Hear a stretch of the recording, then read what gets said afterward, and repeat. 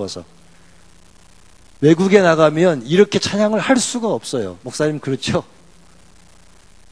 너무너무 그리운 거예요. 이렇게 찬양할 수 있다는 게.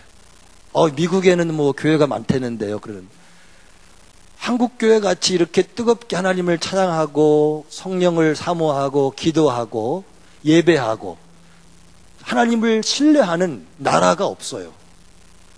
미국에서 있으면서 내 영혼이 말라가는 것을 느끼게 돼요. 한국 교회들이 물론 많이 있어서 찬양하려고 그러지만 미국에 있는 한인교회에서도 뉴저지에서도 부목사를 3년을 해봤지만 거기서 찬양 사역을 했지만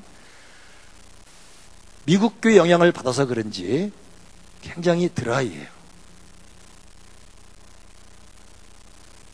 이렇게 하나님을 자유롭게 찬양할 수 있다는 것은 엄청난 특권이고 이렇게 하나님께 부르짖어 기도할 수 있는 교회가 우리 마천중앙교회만이 아니라 얼마나 많은 한국의 교회들이 금요일만이 아니고 새벽마다 주일마다 이렇게 하나님을 뜨겁게 하나님을 찬양하고 하나님께 부르짖어 기도하는 나라가 없어요.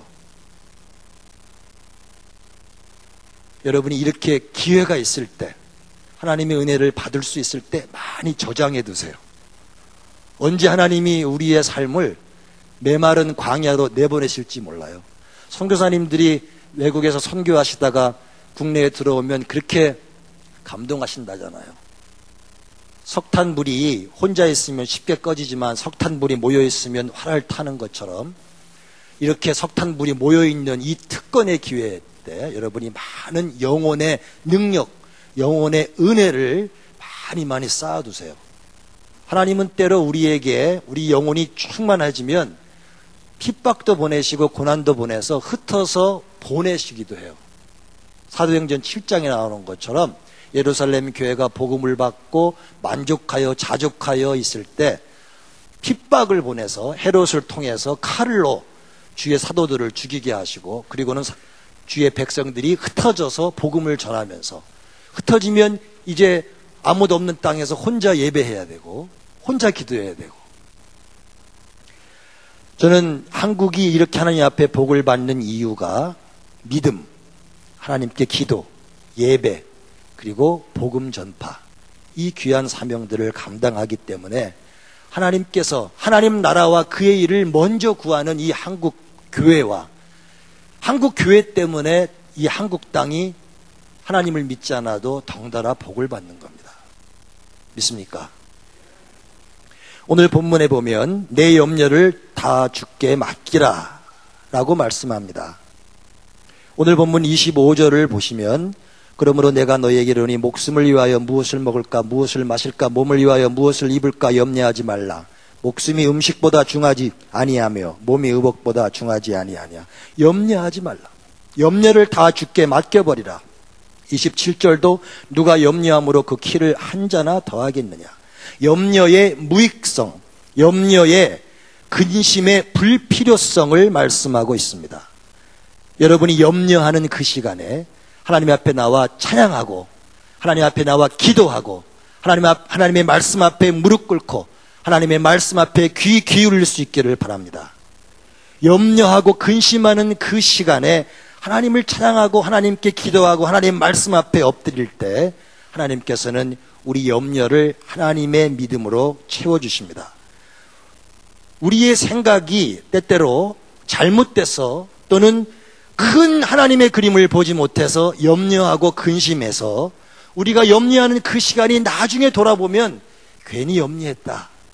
내가 그렇게 염려하고 근심하고 하나님에 대한 믿음을 잃어버리고 불신앙에 떨어지고 기도할 힘도 잃어버리고 불평하고 원망하고 하나님도 불평하고 교회도 불평하고 기도도 하지 않았던 그 시간들이 부끄러울 때가 있어요. 왜냐하면 좀 시간이 지나 보니까 하나님의 그 큰 그림 안에 내가 가지고 있었던 그 작은 나의 염려와 근심이 하나님의 계획 안에 있었다는 것을 발견하기 때문입니다. 큰 그림을 못 보고 좁고 제한된 시각에서 하는 염려의 그 시간을 당장 하나님의 큰 그림을 볼 수 없어도 기도와 믿음과 찬양과 말씀으로 채워나가십시오. 오늘 26절에 보면 말씀합니다. 공중의 새를 보라. 심지도 않고 거두지도 않고 창고에 모아들이지도 아니하되 너희 천부께서 기르시나니 너희는 이것들보다 귀하지 아니하냐. 오늘 김광선 목사님도 우리는 존귀한 자다라고 선포해 주셨는데 그렇습니다. 하나님 앞에 우리는 존귀한 자입니다. 종이 아니고 하나님의 아들이요 딸이요 왕자요 공주인 것입니다. 너는 내 것이라. 이사야 43장에 너를 조성하신 자가 이제 말씀하시느니라. 너는 두려워 말라. 내가 너를 구속하였고 내가 너를 지명하여 불렀나니 너는 내 것이라. 한번 따라합시다. 나는 하나님의 것입니다. 나는 하나님의 왕자요 공주입니다. 하늘의 새도 공중의 새도 천부께서 기르시고 너희는 이것들보다 귀하다는 것입니다. 하늘에 날아다니는 새보다 더 귀한 것이 우리입니다. 그런데 우리는 영적 자존감이 낮아질 때가 있어요. 우리 삶에 고난이 오고 시련이 오고 근심이 오고 실패가 오면 하나님이 나를 사랑하는 것 같지 않고 나는 하나님의 왕자요 공주가 아닌 것 같고 하나님의 친자가 아닌 버려진 자식 같을 때가 있어요. 하나님이 나를 버리셨나 보다. 나를 더 이상 사랑하지 않으시나 보다. 그래서 영적인 자존감이 낮아질 때가 있어요. 그럴 때일수록 더 찬양 모임에 나오셔야 됩니다.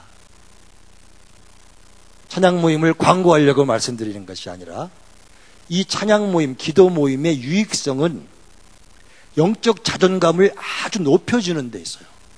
오늘 우리가 쭉 찬양했던 가사들을 살펴보세요.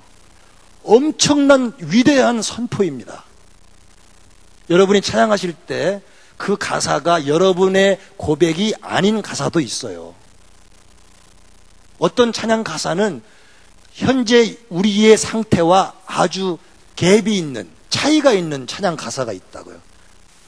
나는 지금 낮아져 있고 나는 지금 다운돼 있는데 찬양 가사는 기쁨으로 또 믿음으로 은혜로 부르고 있기 때문에 입이 안 열어질 때가 있어요.